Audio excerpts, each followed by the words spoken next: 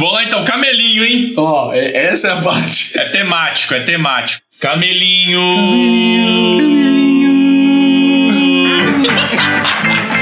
Bem-vindos à Mesa Secreta Live! O podcast de hoje vai ser um pouquinho diferente, porque dessa vez nós vamos destrinchar um jogo que é um jogo que a gente adora, Zuil principalmente. Five Tribes. Five Tribes. 5 tribos. Eu sou o Torugo. Eu tô aqui hoje com o time completo. Oh, yeah. Tá aqui com o Pablo. Que homem. Sou o Joe. Que homem. Mas o Lucas é melhor. Eu vou fazer cara de sério aqui. Fazer cara de sério e fazer comentários muito bons. É isso aí. E eu tô aqui também hoje com o Zuil. Nosso E aí? carequinha Também, né? mais lindo do Brasil. Ai. Eita maravilha. E o Pablo, semana passada ele não tava aqui com a gente, né? A gente trouxe um substituto, nosso amigo Lucas. Onde é que você tava, Pablo? Tava lá na Colômbia. Colômbia? Que você foi fazer o que lá? Ele tá com relacionado ao alergia. meu nariz? Não, ele tá com Ao tamanho do meu alergia. nariz? Ah, tá. Tem Entendi. só alergia, só uma alergia, não foi? É, porque tem muito gato aqui. Não, lá é pelo. praia, gente. Lá é praia. Ah, Lá praia, né, eu tava bastante. em San Andrés. É areia quase pó, né? Sim. Areia bem fininha. Não, eu tava em San A gente tem que se Andrés. ater à pauta. Você tá desviando aí para as coisas que não fazem sentido.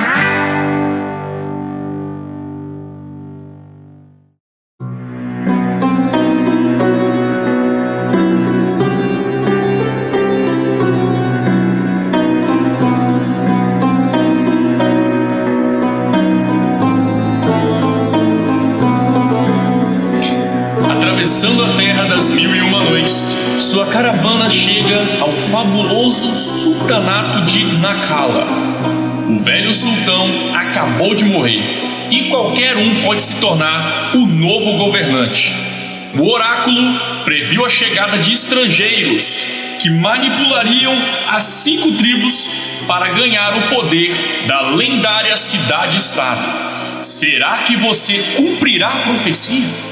Invoque os antigos gênios, influencie as tribos no momento certo e o sultanato poderá ser seu.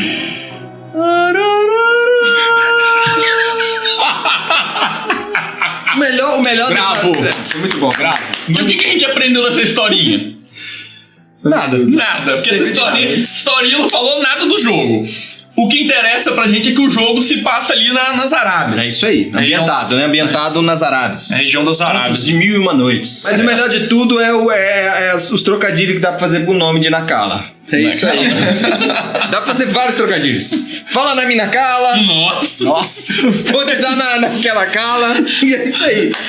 Zuzu, traz pra gente então aí a ficha do jogo. Bora.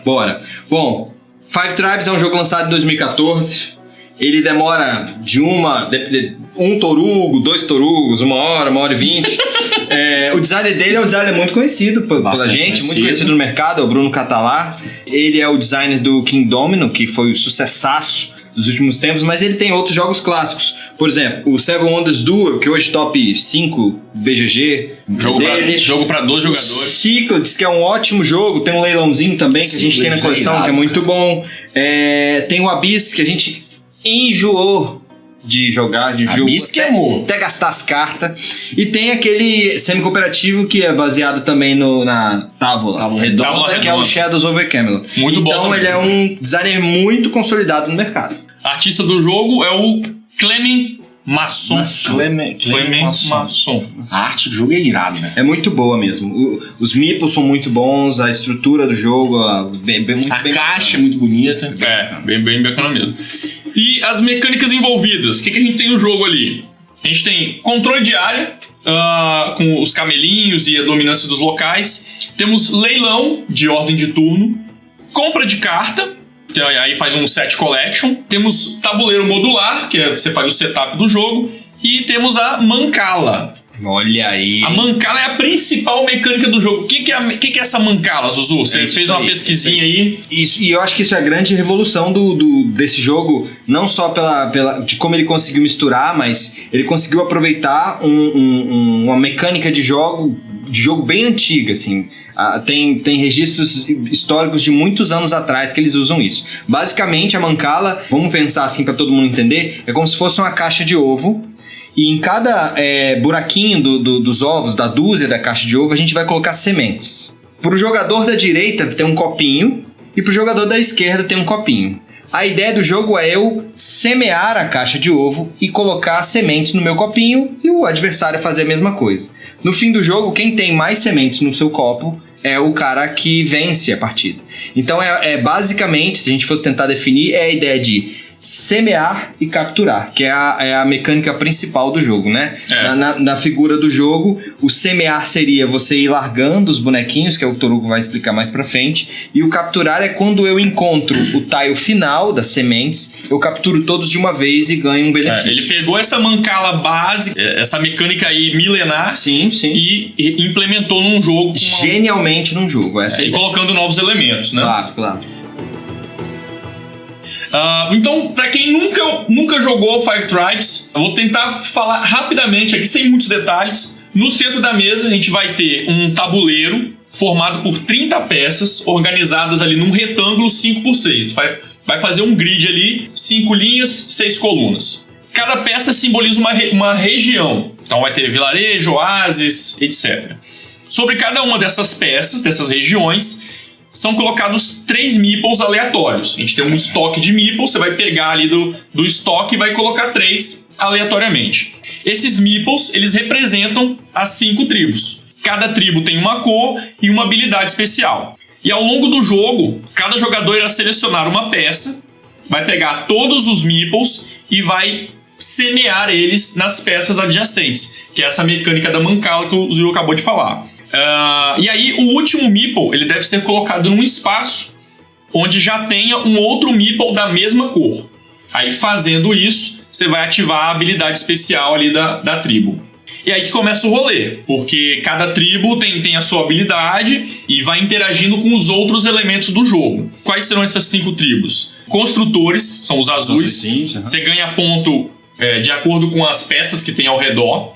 Os tiles azuis, né? Isso, os tiles azuis. Os comerciantes são os verdes. Você vai comprar cartas disponíveis no mercado para fazer um set collection. Os anciões são os brancos. Eles possibilitam comprar os gênios, seres místicos que vão garantir mais habilidades ao longo do jogo. Temos os assassinos, são os vermelhos, que eles podem matar outros meeples. E os vizires, que são os dourados, eles dão pontos extras baseados na quantidade dele. Esses são as 5 tribos, e aí você vai semeando elas e ativando as suas habilidades, ativando a habilidade do local também, e vai marcar pontos de uma série de formas. É isso aí. Como o Torugo falou, a gente tem as tribos com habilidades diferentes. A gente vai tentar potencializar o movimento dessas tribos para reverter isso em dinheiro ou ponto, porque dinheiro e ponto no jogo passa praticamente a mesma coisa. E para fazer isso, você vai ter que usar o movimento da Mancala.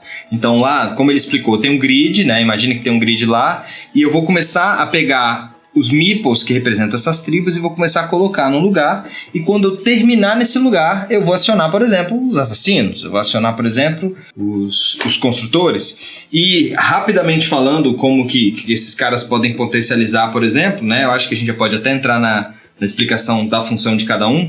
Os construtores, que são os azuis, eles ganham ponto a partir de tiles azuis no entorno dele. Então, quanto mais você acionar construtores em volta, né, no entorno de tiles azuis, mais ponto você ganha. Para você maximizar os pontos dele, depende do setup, né? Exatamente. Que às vezes 100% dependendo. Às vezes vai sair... se tiver um aglomerado ali de tiles azuis, você já parte pra cima com os construtores, né? Você Exatamente. junta bastante Fakir, que é uma carta que você adquire no mercado. Quando for usar os construtores, para cada Fakir que você usa, você aumenta, você potencializa a força dos construtores, né? Exatamente. Então juntar os construtores com Fakir num local específico, você ganha bastante ponto ali. A gente pode dizer que Fakir e construtor é praticamente obrigatório, Pablo? O que você acha? Eu acho que sim. Eu também acho que sim. Eu acho que sim. O jogo é Eu acho que o Faqui não tem... O Faqui tem várias formas de usar ele durante o jogo, mas eu acho que usando como construtor, ele é uma das formas que vale muito a pena pra pontuar. Já teve jogada que a gente fez 30 pontos, por exemplo. Ah, tá. E não se assuste no começo do jogo, na minha opinião, né? Quando você termina o setup que você vai começar a jogar, não tente criar estratégia naquele momento. Você vai ter que fazer uma jogada, você vai ter que ver a mesa se movimentando, pra aí sim você tentar conseguir criar uma linha de raciocínio. Porque se você tenta criar uma estratégia com o setup montado de início, sem ninguém ter jogado, cara, você vai se perder. Cada partida que você vai jogar é completamente diferente da outra. Completamente diferente. As peças vão estar posicionadas num local diferente, os meeples é totalmente aleatório.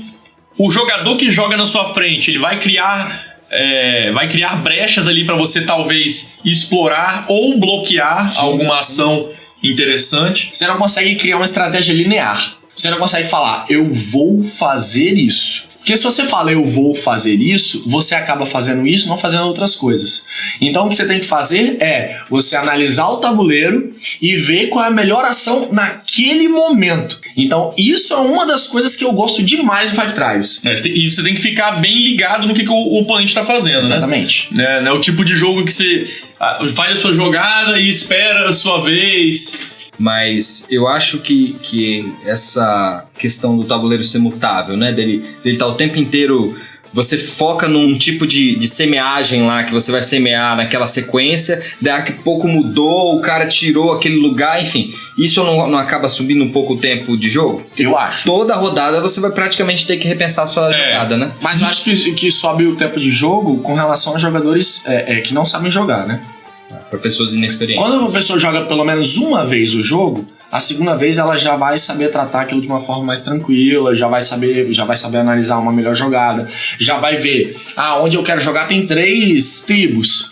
Só que o Zuil jogou antes de mim. Quando ele jogou, ele adicionou uma 4ª tribo ali. Então a sua cabeça já vai saber manipular isso de uma forma mais tranquila. Entendeu? Porque se você fica ali, 3 tribos... Você fala assim, com aquelas 3 tribos eu vou fazer 3 movimentos. Ok. Aí alguém bota uma tribo ali, já cagou tudo, você já vai ter que fazer uma parada completamente diferente. Inclusive, na última vez aí...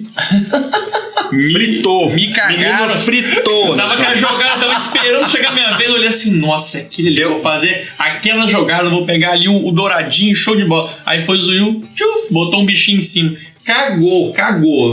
Não fiz mais nada. Aí falamos dos construtores, né? Que a gente praticamente joga eles combinados com os faquis. Comerciantes. Comerciantes são os verdinhos.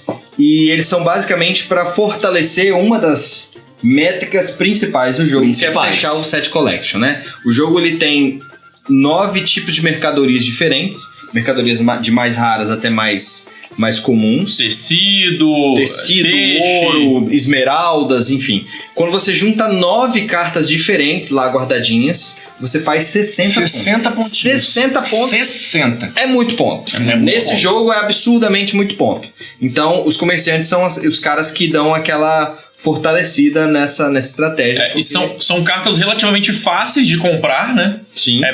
Não são caras. A dificuldade tá em pegar as diferentes. Né? E uma das nuances do jogo é você combinar os comerciantes com um mercado, com um tile de mercado. Porque quando você combina comerciante com tile de mercado, você tira as cartas da frente e deixa o mercado mais barato para depois você comprar. Porque uma para 3 ou 2 para 6, que é um dos tiles lá também. Os comerciantes são os únicos que meio que repetem uma ação da região, né? Exato. Exatamente. Boa analogia. Porque cada tribo tem uma habilidade e cada local tem também a sua ação. Sim. E aí o único que repete são os comerciantes, né? Então você vai no mercado com a habilidade do comerciante e vai no mercado com a habilidade do tile. Se você joga com 4 pessoas que já sabem jogar, por exemplo, é muito complicado você conseguir as 9 cartas. Cartas raras, porque é muito difícil. Porque existem algumas cartas raras que só tem 2 no jogo. Então, por exemplo, você pode até bloquear, pegar as 2 talvez, o cara já não consegue fazer as 9 no jogo. A gente fez uma partida essa semana, né, pra gente, né, colocar o tema mais fresco na nossa cabeça. Nessa partida, eu praticamente ignorei os Fakir. Eu não vi essa força do Fakir que você comba junto com os construtores, né? E diversas vezes eu caía num tile pra comprar o gênio e eu não tinha branquinho. Se eu tivesse Fakir eu conseguia, então eu fiquei assim. Mas depois eu só consegui correr, não deu tempo de correr atrás, e aí eu fiquei pra trás. Os Fakirs dão uma pitada interessante. É bem interessante, se você souber usar direitinho, né? A próxima tribo aí são os anciões. Eles são os qual cor? É o branquinho? A cor branca. É o branquinho. Eles valem pontos no fim do jogo e servem pra comprar os gênios. Os gênios são bônus extras ou passivas que você tem durante o jogo. Então cada gênio te dá uma habilidade, né? Que às vezes essa habilidade ela é executada ou ela é uma habilidade que você tem passiva durante todo o jogo. Além de te dar ponto. E o grande lance do gênio, no começo, você vai no gênio mais caro. Ou seja, no gênio que te dá mais ponto. Nem sempre é tanta vantagem, né? Nem sempre ele te dá mais ponto. Nem sempre ele te dá mais ponto, essa é a grande questão. Sim. O gênio é como se ele te desse mais uma forma de pontuar, é como se ele te desse um caminho extra de pontuação no jogo, né? Fora as pontuações básicas, usando comerciante, usando set collection, usando a controle de área, ele meio que te dá, por exemplo, tem gênio que dá um bônus para vizires, tem gênio que dá bônus para ancião, então às vezes se juntar muito ancião no fim de jogo, pode te dar muito ponto. Tem gênio que dá ponto para assassino. Tem gênio que protege contra assassinato, enfim, os gênios dão algumas assimetrias. Mas se for focar no gênio, não foca no ponto dele.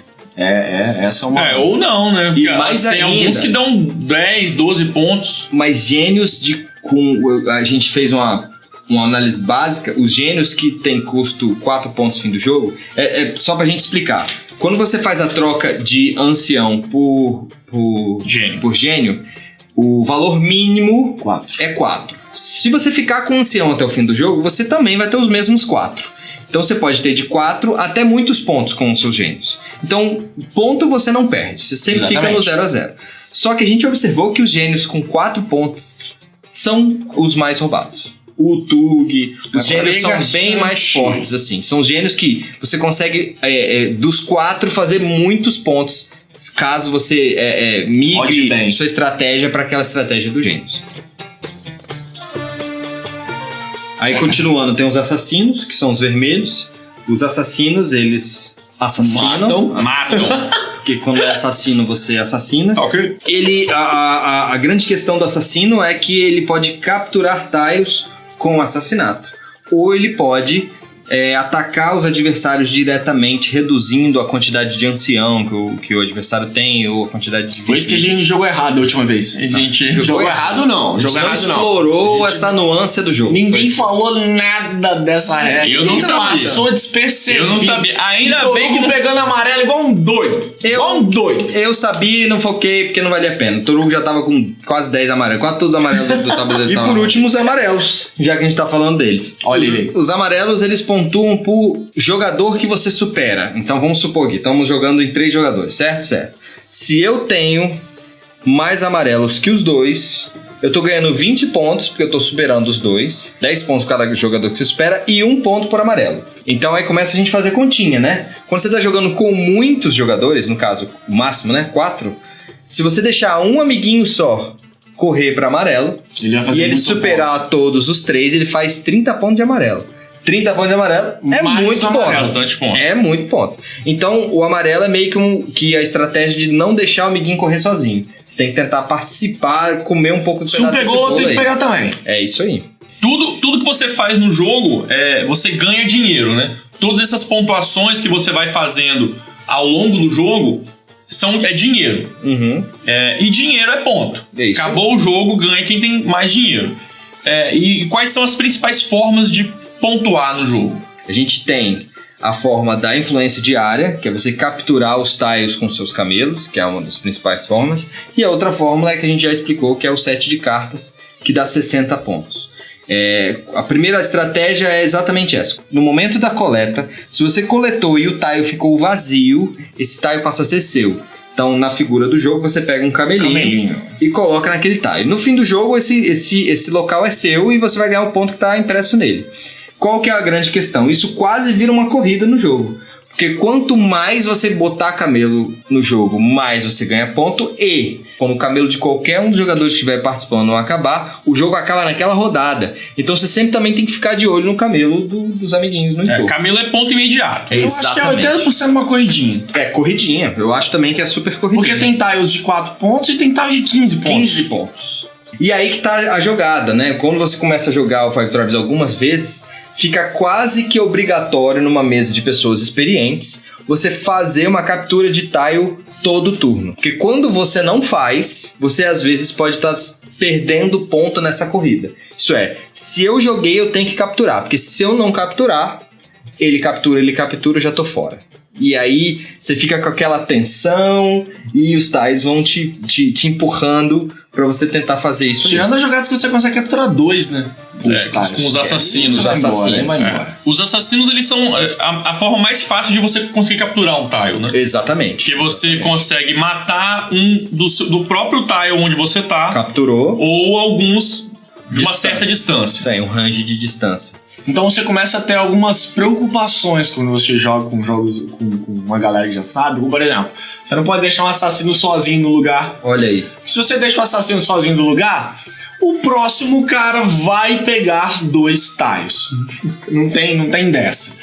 Tem um assassino sozinho ali, não interessa se o tile tem 4 pontos. É isso aí. Entendeu? Então ele vai correr, porque ele correr, ele vai botar mais camelos e vai acabar o jogo mais rápido. Então tem uma série de cuidados aí que você precisa ter. Lembrando que o Fakir aumenta o range do assassino, né? Então você pode assassinar longas distâncias. De novo, ó. Você pode assassinar longas distâncias fortalecendo o assassinato com um número de Fakirs. E aí a gente fez uma média aqui de pontos por camelo. Como ela é uma estratégia muito forte, a gente tem que focar nesses pontos com o camelo, igual o Torugo tá falando aí. Com 2 jogadores aqui, a média... Média, eu digo, você tá participando ali 2 pessoas. Se você comparar a pontuação dos 2 e os 2 jogarem bem com o camelo, você vai chegar numa média aí de 50 a 60 pontos. E pra 4 jogadores, 30 a 40 pontos. Exato. Vai ser menos tile, né? Que vai ser conquistado. É isso aí. A gente explica isso por quê? Porque pra 2 jogadores você começa com 11 camelos pra poder distribuir. E pra 3 e 4 jogadores você começa só com 8. Então colocar mais camelos no tabuleiro, lógico que vai te dar mais pontos. E essa é a sacada. Então, às vezes, se você vê que você tá bem, os seus oponentes ainda estão ali coletando carta, coletando outras coisas, e você já tá na vantagem do camelinho, então corre pra encerrar o jogo e... Só que morrer camelo na mão é zoado, hein? Vou dizer pra vocês. Quando alguém mata o jogo e você tá com 3 camelos na mão, dá aquela dor no seu coração. Porque, em tese, você ficou 3 turnos atrás desse cara que correu. Então, só que se você for correr, se você falar assim, eu vou acabar com esse jogo, garanta pelo menos um tile de pontuação grande. É verdade. Por quê? Porque eu e Juizu, a gente fez uma jogada, uma partida amistosa, tá? Eu e Zuil, amistosa. Não sei como que é amistoso. Zuil correu com os camelos. Eu fiquei com 3 camelos na mão. Ele botou todos e ainda fez mais pontos que ele. Então tome cuidado. Se eu for correr, vou correr pra acabar. Pelo menos tenha um tile de pontuação grande. Que aí você já garante aí uma pontuaçãozinha maior com relação aos camelos. É isso aí. E a outra forma poderosa aqui de pontuar é o Set Collection. Set Collection. É o mercado. É os 60 pontos, Torugo. Eu sou Juninho no Five Tribes. o Zuil, Pablo, aqui, ó, os que mais jogam Five Tribes aqui. Eu acho um jogo legal, mas por algum motivo eu não jogo tanto. E aí quando eu vou jogar, eu me sinto burro. Eles já começam a fazer... a gente não perdoa. Eles começam a fazer as jogadas e já vai pensando, nossa, e eu vou, às vezes eu cometo um erro bobo de deixar um assassino sozinho, não penso muito aonde que eu tô largando os bichinhos, que isso faz bastante diferença. E aí eles vão e montam em cima. Uma pergunta, aproveitar então essa sua não tão afinidade com o jogo.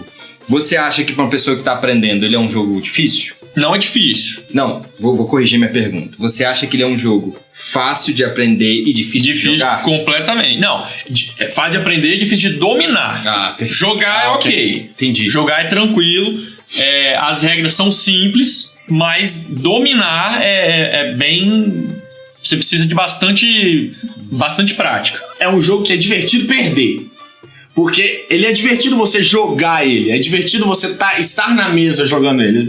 Mesmo ganhando ou perdendo.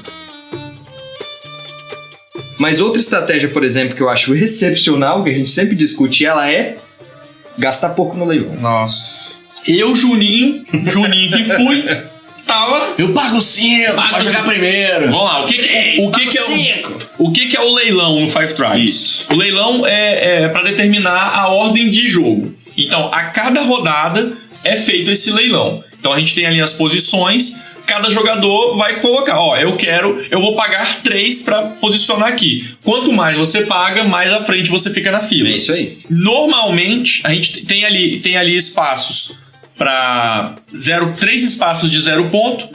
Aí tem 1 ponto, 3, 5 e monte. E vai. E monte.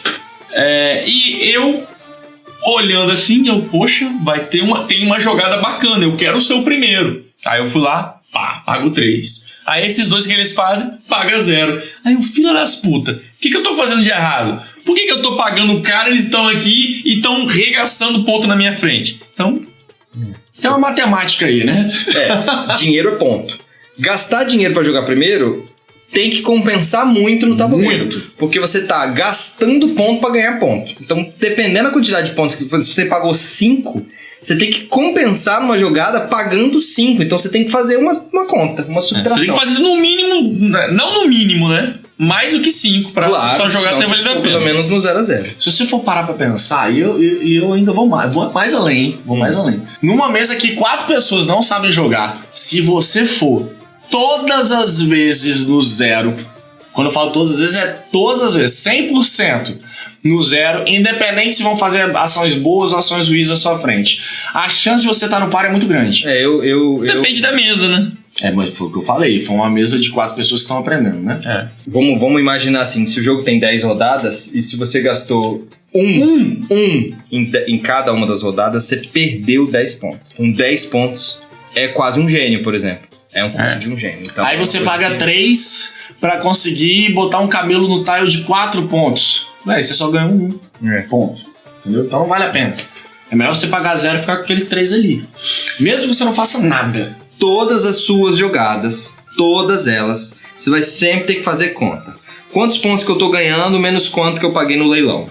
Quantos pontos eu tô ganhando, menos quanto que eu paguei no leilão. Se você não fizer essa conta, você não fecha o giro do jogo. O jogo pede para você estar sempre fazendo essa conta. E a gente ponderou aqui, né? Quando essa subtração, pontos que você ganhou, menos leilão, dão até 10 pontos ou um pouco mais, uma jogada ok. Agora, se você me fez mais do que 15 pontos, dá pra fazer muito mais, tá, gente? Dá pra fazer 30 pontos. Porque às vezes você captura um azul, combando com fakir, aí você ganha um ponto do fakir, mais... Aí talvez valha a pena você pagar 5 pra jogar primeiro. É isso aí. Você vai ganhar um tile de 15 pontos, ainda vai pegar um assassino lá que vai matar o outro tile que tem 4 pontos. Não interessa. Você ganhou 19 pontos ali, menos 5, 14. Eu sei que tem gente que não gosta de fazer essas contas, eu entendo isso também. Mas esse jogo pede muito essa conta. Eu odeio fazer conta. Então, eu jogo no 0. Eu não fico procurando. Se eu conseguir enxergar uma jogada, aí eu penso em pagar 1 ou 3, dependendo do valor do tile. Só isso. O resto eu não faço conta. Eu não faço conta, não gosto de fritar. Eu não gosto de fritar. Entendeu? Mas eu gosto de me divertir. Então, tem como sim você se divertir, você conseguir jogar o jogo, você conseguir jogar o jogo bem, sem ficar fritando ali, não vou fazer isso, vou perder 3 aqui, vou ganhar 10 ali, blá, blá, blá. Só joga.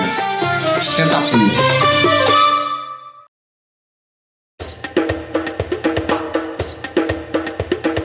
E aí você jogou, você começa a perceber alguns movimentos básicos. São os movimentos profissionais. Com 2 jogadores, cada jogador que está participando tem 2 peças e ele participa do leilão 2 vezes. Então ele pode comprar 2 espaços. E quando você compra espaços sequenciais, vamos supor, eu vou ser o segundo e o terceiro, a sua primeira jogada pode ser feita única e exclusivamente para potencializar a segunda. Exatamente. Por exemplo, eu quero fortalecer, eu tenho um monte de carta de fakir na mão, como a gente falou, e eu sei que tem um aglomerado de azuis lá num tile específico que vai dar muito ponto. Então eu uso a primeira ação para encher aquele tile de azul e depois eu vou lá e meto mais um azul e regaço. Então, uma estratégia boa para 2 jogadores. O pessoal até comentou aí que 2 jogadores fica muito bom. A gente, inclusive, Sim. concorda que 2 jogadores talvez seja a melhor opção para se jogar. Então, isso é excepcional. Se você não aproveitar essa nuance para 2 jogadores, você não aproveita ele para 2 jogadores, não aproveita uma parte interessante Concordo. do jogo.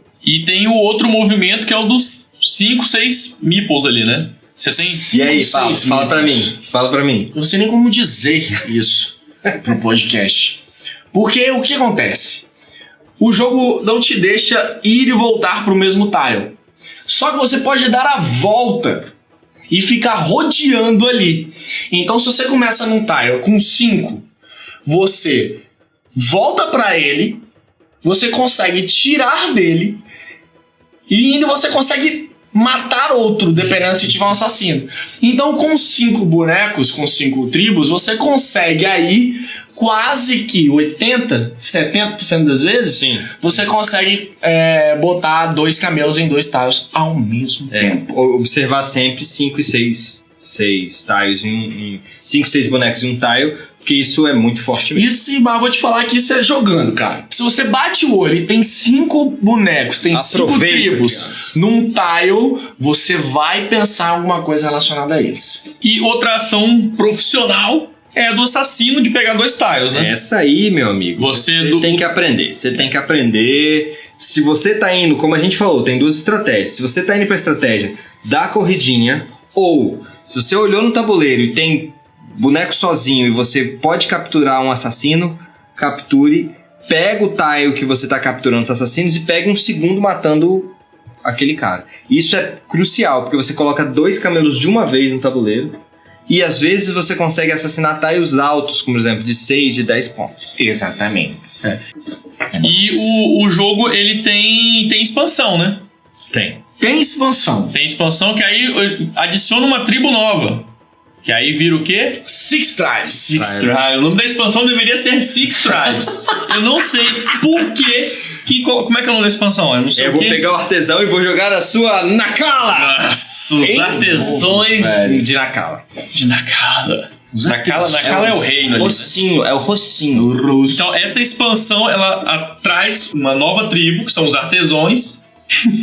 Então, a expansão traz aí uma nova tribo, que são os artesãos. O que eles fazem? Eles fazem os artefatos mágicos e os artefatos não mágicos. Os artefatos não mágicos é ponto cru. Ponto, fim de jogo. Você vai deixar fechadinho, fim de jogo você vai abrir, ele vai dar talvez uma viradinha aí, você passou na frente com aqueles 6 pontos que você ganhou. 5, 7, 9 pontos. E tem os mágicos. Os mágicos, eles dão uma bagunçada, porque tem um tapete que você pode ir lá pro canto do mapa, tem a adaga que mata dois bichinhos no mesmo tile, tem o furacãozinho que você pega o seu camelo e carrega pra outro lugar, enfim, os mágicos brincam com o tabuleiro. Tem um que você pega todos as tribos ao redor e joga pra dentro. Junta como se fosse assim, um faz- imã, assim. Puxa um imã. Uhum. Então, são jogadas que acontecem uma vez só, né? Sim. Eles são Exatamente. bem poderosos. Alguém você usa pode uma pegar vez. o tile descartado? Pode. Entendeu? Mas acontece uma vez só por jogador. O que mais a gente tem na expansão? A gente tem os buracos negros. Que é um buraco negro, Então, que é um dos- tilezão intransponível, né? Você não pode passar por ele durante o processo de semeagem, né? Quando você pegou lá, começou a semear a mancala lá. Quando você parou nesse cara, você não pode continuar. Então, você vai ter que contornar ele. É um buraco no mapa. Buracão. Então, Exatamente. a expansão ela traz novos tiles. Então, ali, em vez de ficar um retângulo 5x6, 6x6. 6x6. Então, aí, um desses tiles novos é o buraco negro, Chasme. que É o buracão negro, exatamente. não cabe, não entra nada ali. Não entra meeple, nada. Nada Agora, acontece. pra mim, uma das coisas mais sensacionais da expansão, pra mim, são as montanhas. É isso aí. Porque as montanhas, elas impedem que você movimente tribos por elas. Você tem que dar a volta. É como se fosse uma barreira, né? Então o jogo não fica aberto, né? O jogo não fica aberto. Ele fica bem mais estratégico ali. E outra coisa que a gente tem na expansão são as tendas. Ao invés de colocar um camelo, você pode colocar uma tenda que vai te render pontos Exato. de tiles vermelhinhos, né, no final do jogo, né? Ao redor. Os tiles são dois tipos de... As pontuações do tile, existem pontuações azuis e vermelhas, né? As azuis são relacionadas aos construtores, então os construtores pontuam em cima delas. As vermelhas são as tendas. Elas pontuam em cima de todas as vermelhas que estiverem ao redor dela. É isso aí. Além da pontuação do tile. A expansão, vale a pena?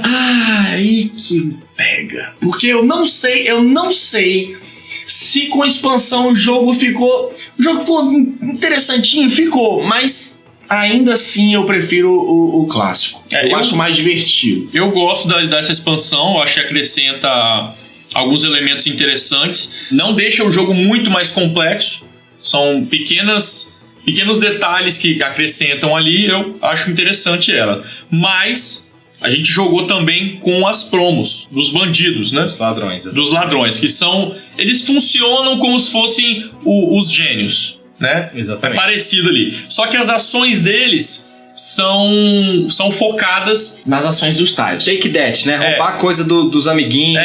Sacanear os ferrar amiguinhos. atrapalhar os amiguinhos. Isso. Todos eles têm essa função. Esse foi um elemento que eu não gostei. Esse eu não curti, porque é um jogo... O Five Tribes ele é bem matemático. Você calcula suas ações, é difícil adquirir algumas coisas, você combar... E aí vem um ladrão e te sacaneia. Então, foi um elemento que não existia no jogo, no original. Não tinha essa coisa de você atacar o jogador. Era sempre você no seu joguinho, mas sendo influenciado pelos outros. Ninguém sacaneava o que você já tinha feito. E os ladrões fazem isso, eu não achei legal, não curti. Eu também não... Mas eu gosto de jogar com o artesão. Eu acho que... o artesão é da... Então a gente tá falando a expansão dos artesãos. Isso. E tem essa dos promo. chiefs lá, dos ladrões. Mas falando especificamente do artesão, eu acho que a Six Tribal traz mecanismos diferentes. Eu acho que ele conseguiu inovar. Gosto muito daquele mercado específico que eu pago 6, pago 8 e posso comprar qualquer carta das 9 do mercado. Sim. É um mercado muito forte. Enfim, eu acho que ele conseguiu inovar, eu acho que ele trouxe novos elementos interessantes pro jogo. E eu jogaria mais com a expansão. Jogaria o base também, mas jogaria mais com a expansão. Acho interessante.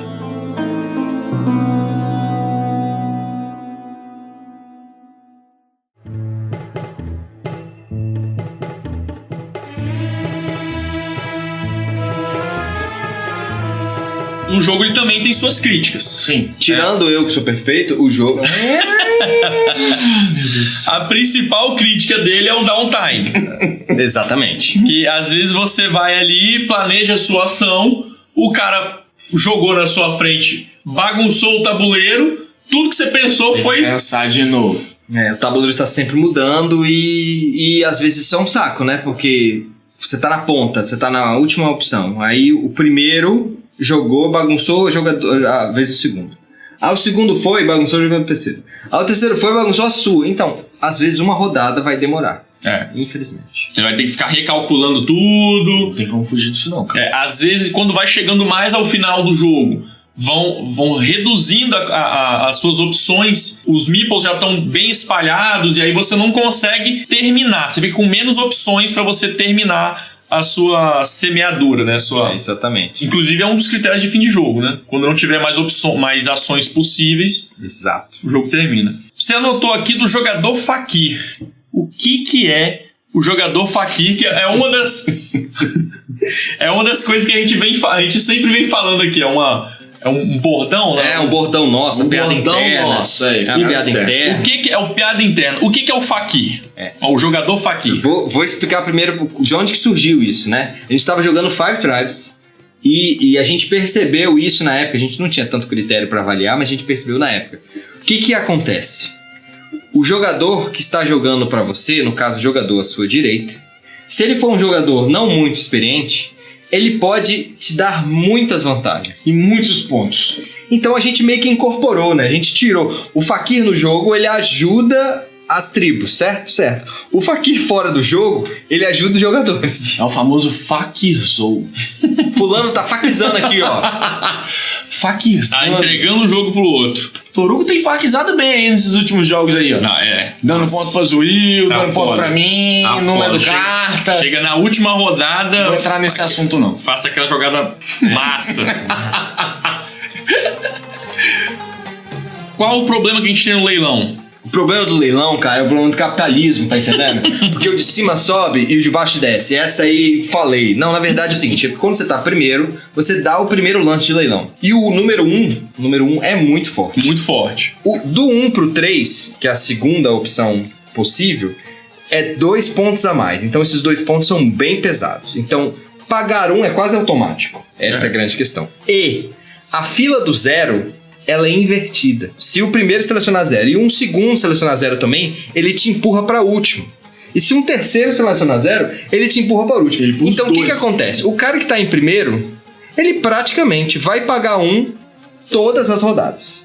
E se você quiser mudar isso, você tem que pagar 3. Então eu acho isso um defeito. Eu acho que poderia ter um giro de first play para mudar a sequência de leilão. Eu acho o leilão dele um pouco prejudicial para quem não paga e acaba ajudando muito quem tá sempre pagando todo turno. Outra crítica que o pessoal tem feito é sobre o poder dos vizires. Exatamente. Que vizires que dependem da quantidade de jogadores, né? Então você ganha 10 pontos em cima de um jogador que você tem mais meeples amarelos.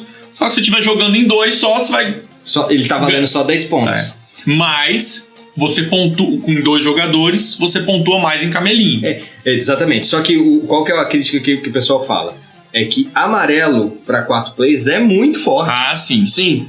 E amarelo para 2 players é ok. Mais ou menos. É 10 pontos, é um tile. É um tile de camelo. Pegou um tile de camelo e resolveu. Então, você não ir para amarelo num jogo de 4 players pode custar a sua partida. E outra coisa que a galera reclama é o set collection, que é meio roubado, né? Muito forte. Pra 2 players, tá falando? Não, pra as críticas são amplas, né? Se um cara esquecer o jogo e for pra set collection do primeira jogada até a última, ele pelo menos fica em segundo ou terceiro. Porque é muito roubado. A pessoa fala que é exageradamente roubado. E o pior é que você vai consumindo os verdes do tabuleiro, tira a oportunidade de alguém consumir verde do tabuleiro, porque você está consumindo tudo, e o cara vai ter que usar só os mercados, então ele vai ter que pagar muito caro. Então o pessoal diz que quase que o set collection precisa de um counter, né? Você tem que prestar atenção que o cara tá indo muito pra set collection e tentar bloquear ele de alguma forma. E é difícil, catar aquela cartinha que tá faltando pra ele. Você vai praticamente ter que defender o set collection. E se você deixar o cara descer... Qual que seria a melhor configuração para jogar Five Tribes? 2. Certamente. E eu vi vocês falando que jogar com 3 é meio bosta, né? Por É quê? a pior configuração. Por que é bosta? De 2 para 3 players, muda a quantidade de camelo que você joga pra você conseguir ocupar as áreas, né? Dos tiles.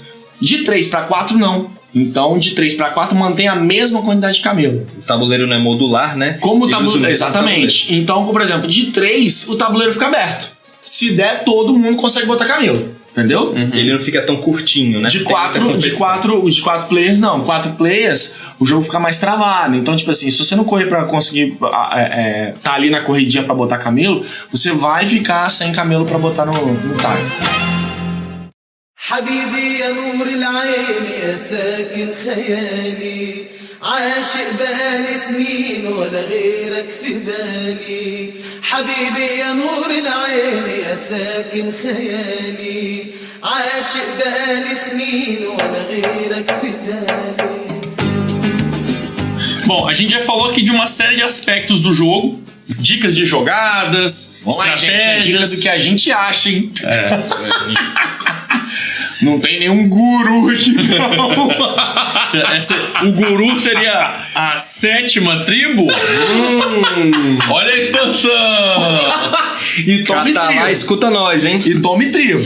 E vamos trazer agora algumas curiosidades Olha aí. da produção do jogo. Primeira curiosidade é a treta dos faquires e escravos. Quando o jogo foi lançado em 2014, a Days of Wonder, que é a editora, e o Catalar, seguiram a lógica da ambientação do livro, né, Mil e Uma Noites, que dizia, nessa região, se utilizava lá de forma, obviamente, indevida, de escravos, né? Então, as primeiras edições do jogo, as cartas de faquir não eram faquir, eram escravos. Slaves. E eles tinham lá acorrentados e tudo mais. Mas a gente sabe do background de muitas pessoas que jogam no ao redor do mundo, né? Então muitas pessoas, com razão, acabaram ficando incomodadas com isso, devido aos ancestrais que sofreram essas questões e tudo mais. Na segunda reprintagem, a Days of Wonders mudou de escravos, refez a arte da carta dos escravos e colocou faquirs. Aí eu te pergunto, eles se sensibilizaram ou eles simplesmente... Eu acho que foi um pouco de bom senso, sim. Um pouco de bom senso. Inclusive, acho um pouco de falta de bom senso você ir no BGG, no fórum do Five Tribes, e tem um monte de gente querendo comprar as cartas de escravo. Isso não faz nenhum sentido. Não faz sentido, não. Alguém tá vendendo as suas cartas de escravo pra eu comprar porque eu quero ter o jogo original. Mas às vezes é colecionismo, né? Mas mesmo assim, podia ser carta amarela, poderia ser qualquer nome. ele quer bater no falando assim, eu tenho a carta de escravo. Pô, pega lá a edição que o cara comprou, se veio escravo... Se você quiser, tem no Google. Imprime e recorta. Tem a sensibilidade, eu acho que a gente tá no momento que a gente tem que ter essa sensibilidade. É um tema que afeta muita gente, então acho que vale essa sensibilidade mesmo. E eu entendo também que a posição inicial da empresa, ela poderia ter pensado isso na hora que ela fez a primeira edição? Poderia, mas caraca, é meio difícil ela ponderar. Ainda bem que eu acho que ela editou e modificou isso pra sempre, né? Pra frente. E essa daí é uma treta recorrente nos jogos, né? Sim. O Puerto Rico também teve esse... Tem exatamente a mesma questão. Então, né? Os colonos, né? Os colonos serem marrons, fazendo analogia de que Porto Rico explorava-se. E mais ainda, né? Eles deixam bem pior que os nobres são vermelhos. Então, como se os nobres fossem bronzeados, Sim. brancos bronzeados. Enfim, mas você fala, mas isso é uma viagem, eles só explotaram uma peça. Cara, novamente, às vezes pra você, pra mim, pra algumas pessoas não afeta, né? Mas pra algumas pessoas isso pode ser uma grande questão. Então, se puder incluir pessoas no hobby e evitar esse tipo de coisa, prefiro que faça isso. O arquipélago, inclusive, acho que tem escravo. O arquipélago ainda tem escravo. Tem escravo no arquipélago. Entendeu? Até hoje. Mas como é um jogo não é tão mainstream, acho que passou batido. Passou batido. Mas tem lá escravos bem com as correntinhas e tudo. E a outra treta que tem é sobre... envolve religião, que são os gênios, né? No jogo, na versão traduzida, eles chamam de gênios. Na versão original, em inglês, são os djinns, né? O djinns, que são entidades da religião islâmica, né? Que são, fazendo uma analogia ao cristianismo, como se fossem os anjos, né? E eles são sagrados, né?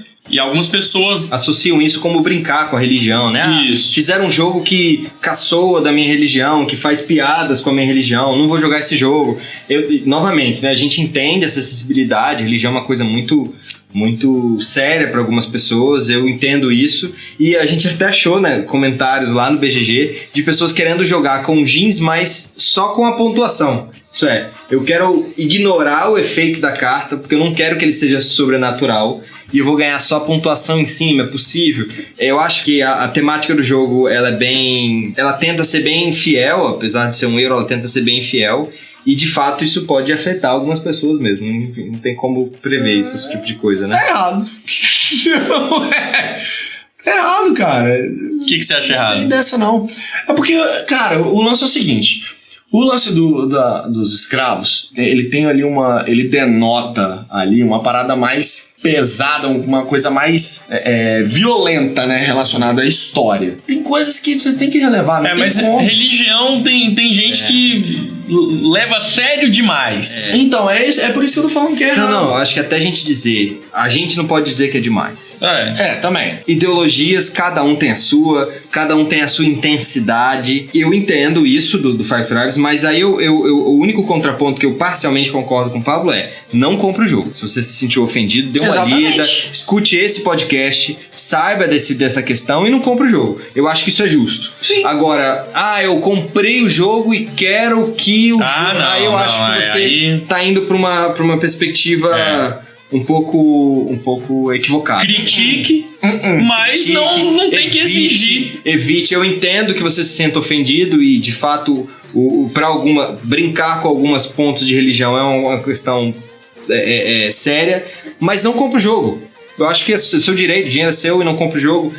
No mercado tem 500 jogos e parta pra isso. E em momento nenhum tem nada jocoso, né? Não tem. É isso. Definitivamente não tem nada ali não tem nenhum texto adicional nas cartas dos jeans. O que tem? Você tem o nome, tem a ilustração e uma habilidade relacionada ao jogo. Que é contexto. Eu acho que é muito contexto. É isso aí. O que faltou no jogo? Faltou pontuar. Aí pra pontuar a gente tem algumas dicas aqui de alguns aplicativos. Ou não. Porque aqui fica agora registrado o seguinte.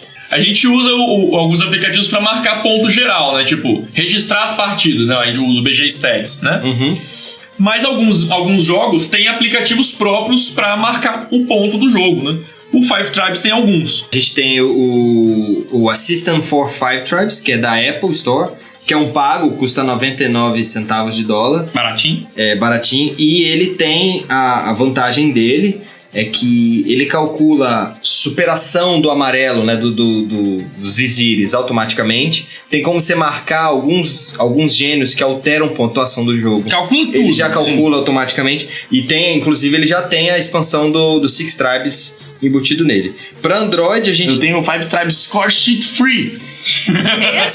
Eu vou te contar a história dele. Eu tava procurando um aplicativo na época para Android que pontuasse os artesãos e não tinha. Então eu tive que pesquisar no Ludopad e no BGG. Eu consegui encontrar, mas isso faz muito tempo. Eu nem lembro mais qual que é o cara que fez a APK para eu instalar. Mas eu consegui instalar, baixei e, cara, pontuação filé. É irada a pontuação. Você pontua Nacala e pontua Nacala não, pontua os artesãos de Nacala e também pontua por Jin. Você não precisa ficar calculando tudo. É só você botar o Jin lá que ele já faz a conversão automática. Então qualquer coisa a gente pode tentar botar um link. A gente bota no link. Ou o Torugo. Então, o Zuil falou, deu a dica aqui do aplicativo para iOS, o Paulo deu a dica pro Android, e a minha dica é pro Windows... Não é pro Windows Phone. É o papelzinho e caneta. Papelzinho e caneta. Eu tenho adotado fazer... Vários jogos, eles vêm com a tabelinha no papel. Pra você fazer... Bloquinho. O bloquinho. Famoso bloquinho. Eu tenho adotado utilizar esse bloquinho nos jogos. Peguei essa tradição aí do nosso quarto membro secreto aí, o Yu. Verdade. Falecido. E eu acho mais interessante. Por quê? Porque você vai fazendo ponto a ponto por jogador. Demora um pouquinho mais pra pontuar, pra ter o resultado? Demora muito mais. Não é muito mais. Não é muito mais. É uns 5 minutinhos a mais ali. Só que você vai fazendo ponto a ponto por jogador e você vai vendo aí, você vai comparando. Você vai, caraca, Torugo fez tanto aqui, eu fiz tanto. Pô, que caraca. Eu acho essa corridinha legal. Eu concordo que tem um suspense na pontuação de papelzinho. Eu concordo que tem um suspense. Não, suspense, você tem o suspense total no aplicativo. Porque você não tá vendo quantos pontos o Zuil fez, quantos pontos você fez. Você não vê nada. No papelzinho não tá ali, ó. Tá todo mundo vendo ali. Vai fazendo ponto a ponto. Mas a gente respeita eu respeito, cara. Então foda-se. Mas cada um faz o que quiser. Agora vamos pra fechar isso daqui. Vamos pras notas e considerações do jogo. Quem quer começar? É de 1 a 5, né? É de 1 a 5? De 1 a 5? De 1 a 10? Vamos fazer de 1 a 5, acho que é De 1 a melhor. 5. Então aqui a gente acabamos de decidir como vai ser o padrão de nota aí. aqui da Daqui pra frente. mesa secreta. A gente não deu nota pra nada ainda. Primeira vídeo de nota. Primeira vez que a gente vai dar nota em alguma coisa. Começando por Pablo. Minha nota pro Five Tribes é 8. Não, de 1 a 5, Pablo. Você acabou de falar. O jogo é tão bom que ele de 5 vale 8? É isso? É que eu botei uns extra aí. Então, se você for pegar a proporção pro jogo, pra mim é 4. 4. É uma boa nota. Tem nota alta aí, hein, cara? Tem. Lembra que 5 é Deus. Deus é perfeito, hein? Tem. Não, 4. Por quê? É um jogo que ele é bonito, tem uma arte bonita, É ponto positivo. É um jogo com mecânicas diferentes, então é divertido jogar com pessoas que não conhecem ou que estão entrando no hobby. Ponto. É um jogo que, querendo ou não, ele te insere para jogos mais pesados ali, te faz fritar um pouco mais. Ponto. É divertido, vale a pena, é diferente e é um jogo maneiro. Muito bom. Muito obrigado. Sua nota, Trugo. Minha nota. Ó, agora aqui tem critério, tá? Não é igual aqui, Pablo, não, que abre as pernas, não. Não, tem critério. Não, eu dou... Vou falar a nota depois. É um jogo que eu não jogo muito, mas quando eu jogo, eu gosto. Por uma série de motivos. Primeiro, ele é um... Tô te falando que tem critério, cara. Não é igual a sua explicaçãozinha meia boca, não. Ele tem critério. Continua, Trugo. Continua. Uma série de motivos. Ele realmente é um jogo lindíssimo na mesa. Qualquer foto que você tira do Five Tribes fica sensacional. Qualquer. Muito bonito ali, os tiles mede por foto. É porque ele é o tirador oficial do Mesa Secreta. Ele tira as fotos. Então, se tirar foto bonita, o jogo é top. Pelo menos ganha uns 2 pontos. Só por tirar foto maneira. Não. Então, bom, é um jogo lindo na mesa. Sim, é mesmo. Muito bom. Ele é um jogo elegante nas suas regras. Ele não tem excessos. Então, os marcadores que ele tem é o mínimo possível. Acho muito inteligente a mancala, né, a mecânica principal dele. Ele é inteligente na implementação e foi inteligente do autor trazer essa mecânica milenar aí. É divertido, não demora, fácil de aprender. Não demora mesmo, não. Fácil de aprender, difícil de dominar, como a gente já falou. Eu dou 4. Vou com o Pablo. Dou 4 também. Dou 4 também. Então vocês vão fazer eu pagar de chatão aqui, é isso mesmo? Vai. Eu vou dar a nota mais baixa. Vai. Senta pô. Respira não. A minha nota é 3,5. E... 3,5 tá bom. 3,5. Aí eu vou explicar por que é 3,5. Eu acho o jogo muito bom, mas ele tem algumas coisas que como eu falei, primeiro que os meus top jogos não são 5, que até hoje eu nunca encontrei um jogo que seja um número 5. esse... Tá? Ok. Eu nunca encontrei o ápice de um jogo surreal. Tem jogos preferidos que eu colocaria um 4,5 neles. Uhum. Então, comparando e fazendo um peso aí, botando que os jogos que eu mais gosto são jogos que são acima de 4, eu não acho que ele se aproxime de um jogo que eu mais gosto. Eu adoro o jogo, acho o jogo muito bom, mas eu acho que ele tem alguns defeitos ruins. Eu acho que os jeans, por exemplo, acho que poderiam ser mais bem aproveitados, poderiam ser mais bem estruturados para incorporar mais o jogo. Eu acho que o Set Collection é um pouco pesado demais, se pesa um pouco a mão. Eu entendo que depois de algumas partidas, os movimentos passam a ser um pouco mais repetitivos e o jogo acaba sendo um pouco chato em excesso, porque você começa a fazer as mesmas jogadas, os mesmos movimentos, as mesmas estruturas. Sempre que der, você vai matar assassino com 2, cara. Então aí e isso acaba deixando o jogo um pouco repetitivo. Eu acho que a rejogabilidade dele é boa, mas ainda assim eu acho que ele acaba se repetindo um pouco. Minha nota é 3,5. 3,5 tá bom. Então eu vou fazer o seguinte, eu vou mudar a minha nota. O Zul me sensibilizou, eu vou descer pra 3,5 também. Fecha comigo, menine! Toma! Porque é isso assim, aí, Brasil! Caguei, mudei mesmo. Vai mudar também não, Pablo? Não vou, não. O Zul me convenceu, ele colocou um ponto interessante. Eu não havia feito essa analogia. Tipo, se o 5 é o máximo, eu não posso dar 4 pra qualquer coisa. Olha aí, tô te falando, é isso que... Tá vendo? Eu não tô dando 4 pra qualquer coisa. Porque olha só, Não fala aquela coisa, nossa, que vontade de jogar um Five Tribes hoje. Hoje eu acordei alguma vontade de jogar pra caralho um Five Tribes. Não tem. Mas eu participo, acho legal. Então... É só um bom jogo. É um bom jogo. É isso aí, não é um ótimo jogo. Ele é um pouquinho... Nem é um jogo excepcional. Não, ele tá entre o bom e o ótimo. Então, 3,5. 3,5. 3,5. 4. Puxa saco do... Fazendo a média aí, vai dar uns 3,75, por aí.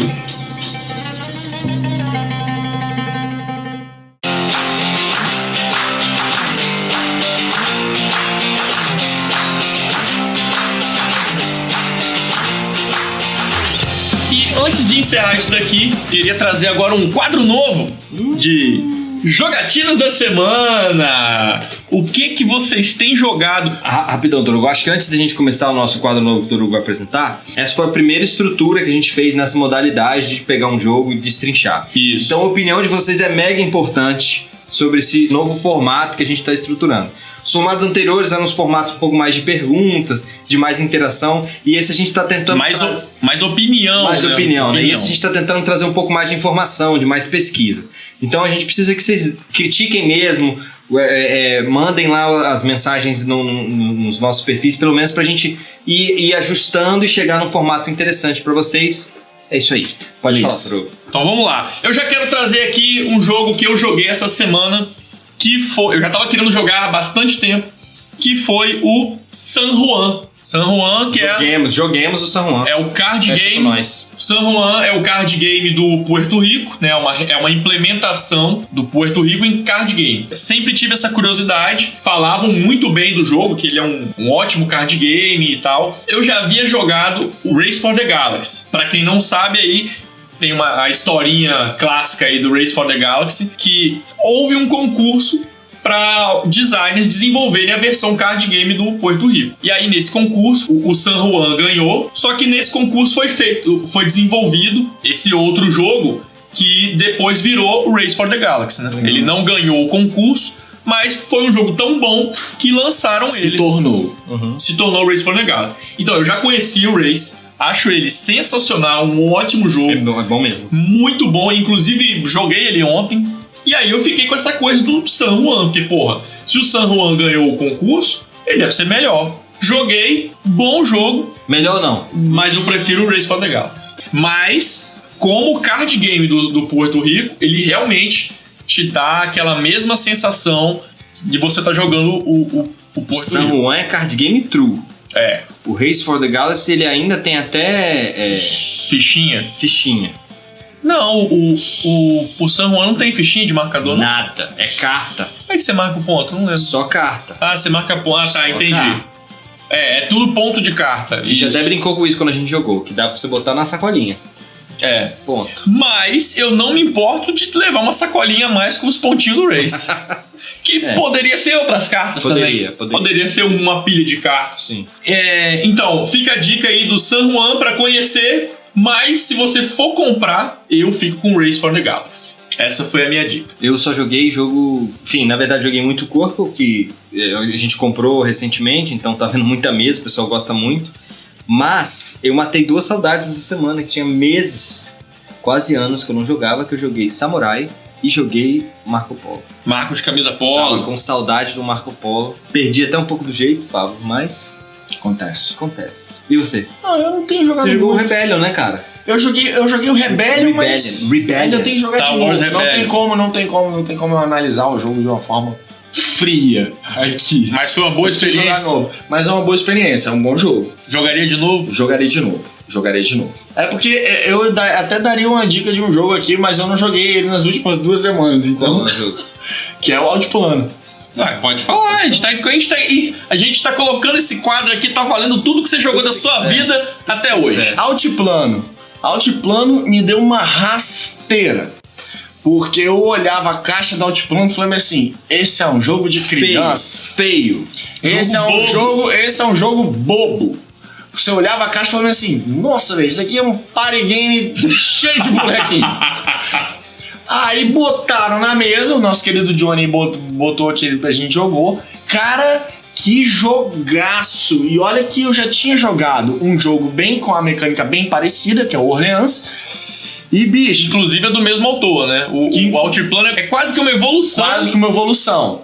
E vou te falar que é uma evolução mesmo, porque o Orleans eu já gostava muito do jogo, um jogo muito maneiro, só que o Altiplano me regaçou. Legal. O jogo é sensacional. O jogo é bom mesmo. Vale muito a pena você dar uma olhada. Não liga pra caixa. E eu tô feliz que sexta-feira a gente vai jogar Food Chain, moleque.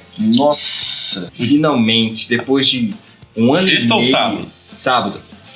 Depois de um ano e meio na coleção. Eu acho que eu tô com medo de abrir e sair, sei lá, uma tartaruga dali de dentro. Uma parada assim. Vai jogar um... Food Chain, a gente dá uma... Sabadão de Food Chain. E você falou da caixa. Eu lembrei a gente jogou ontem também o Lebre e Tartaruga. Ah, o Lebre e Tartaruga. Joguinho, esse aí também me enganava pela caixa. Eu olhava, não, esse jogo, pelo amor de Deus, isso aqui é pra criança. E realmente é um jogo muito simples. Simplíssimo, uma corridinha, rapidinha, com você vai jogando as cartas, você faz uma aposta nos animaizinhos, tem 5 animaizinhos correndo ali, só vai jogando cartinha, tem um grande fator sorte ali, mas é um jogo divertidíssimo. Eu fiquei surpreso, jogaria de novo, acho que é um ótimo filler. Eu tava Bem na mesa legal. do nada, não entendia nada, as pessoas estavam gritando, feliz. Ah, ele passou na minha frente! Agora essa tartaruga! Tartaruga, pá, Então, isso aqui. eu acho que o povo se divertiu. Não, foi divertido, foi divertido. Não é aquela coisa, meu Deus, que jogo. Pelo menos não mandou uma frustração. Não, ó. Essa não é minha fala. Minha fala não é essa. A minha fala é... isso é realmente jogaço. Pra mim tudo é jogaço. Jogaço. Pra mim tudo é jogaço. Essa é minha fala. Te viu hoje na nota, né? É um jogaço, velho. Five Tribes é um jogaço. Nossa, que você vai lá no Ludopédia lá, pô, vou olhar sobre o jogo tal. Aí tá lá o Pablo escreve, jogaço. Nossa, vou comprar. O Pablo falou jogaço. Vou comprar. Ó, tô mandando você fazer o cabrito, Torugo. Cabrito? O cabritinho lá da lebre tartaruga.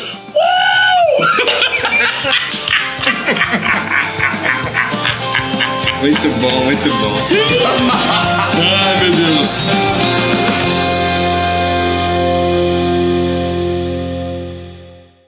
A internet hoje tá meio Tá bosta. querendo respirar. Ela tá querendo respirar. Mas fica com a gente, cara.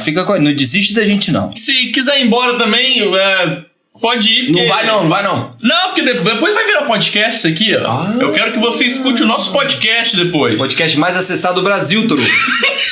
Se não do mundo. Mamilos? Quem é Mamilos? Quem é Globo? A Globo chegou agora. Chegou agora. A gente tá aqui há anos nesse A gente mercado. já tinha 2 episódios quando a Globo começou. A gente já tá muito à frente aqui, ó.